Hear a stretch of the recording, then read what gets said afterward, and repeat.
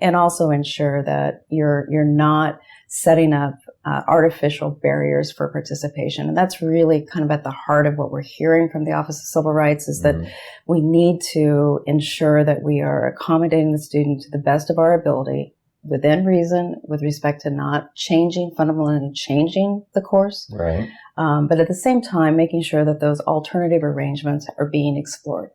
And what might work for one course may not necessarily work for another course, but we at least need to have that interactive process to figure out what is possible. Yeah, and I think the last point there is, to your point, that it may not work for some courses, because there are truly some cases where an absence of a couple of days or a couple of weeks gets to the fundamental integrity of that learning experience. And so in those cases, we make that assessment and say, this is not something where a gap of that amount of time will maintain the integrity of the course. So let's take a leave from that, or let's take an incomplete, or let's figure out the best way to remove ourselves from that course in particular, and then return to the closest point where we left off.